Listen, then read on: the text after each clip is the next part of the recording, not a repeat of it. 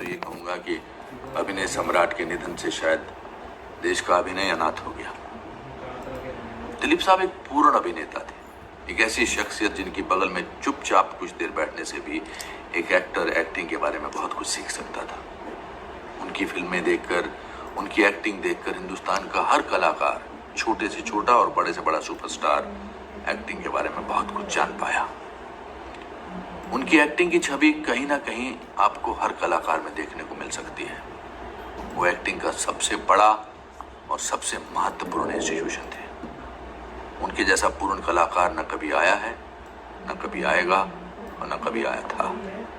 On A personal note, I lost a mentor, a friend, a guide and an acting गुरु। मैंने school से भागकर पहली film जो देखी थी वो गोपी थी, और मुझे याद है कि टिकट खरीदने के चक्कर में भीड़ में अपनी नाक भी तोड़वा ली थी, लेकिन मजाल है खून बहता रहा। लेकिन तब भी मैंने फिल्म अंत तक देखी। मैंने मधुमती तकरीबन 18 बार और राम और श्याम 40 बार देखी है।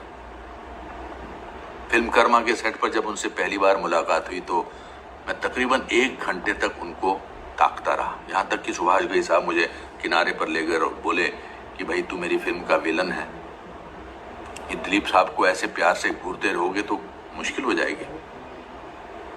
मैंने उनसे कहा था कि सर, जिस शख्सियत की वजह से मैं फिल्मों में आया हूँ, उनको 1 घंटा तो क्या, मैं तो ताउम्र घूर सकता हूँ।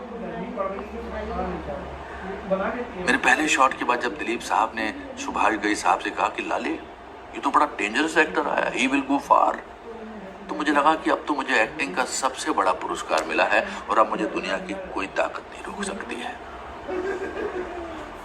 मुझे उनके साथ 4 फिल्मों में काम करने का मौका मिला और मैंने उनके साथ बहुत वक्त गुजारा। मैं उनसे इतने सवाल करता था, दिलीप साहब आपने उस फिल्म में कैसे एक्टिंग की, उसमें कैसे हंसाया, उसमें कैसे रुलाया, कि एक दिन वो हंसकर बोले और शायद तंग आकर भी, या तू बंदा है या बंदर।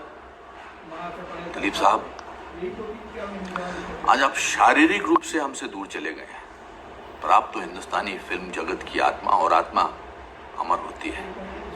आने वाली सदियों में जब भी भारत का कोई भी कलाकार एक डायलॉग बोलेगा, एक्टिंग का एक भी एक्सप्रेशन देगा, तो हमें उसकी एक्टिंग में, मेरे नाटक कुछ भी हो सकता है में जिसका पहला शो 2005 में दिलीप साहब देखने आए थे, उसमें एक लाइन है उनके बारे में, दिलीप साहब जैसी सूफियाना शख्सियत ऊपर वाला इस दुनिया को बहुत कंजूसी से बख्शता है।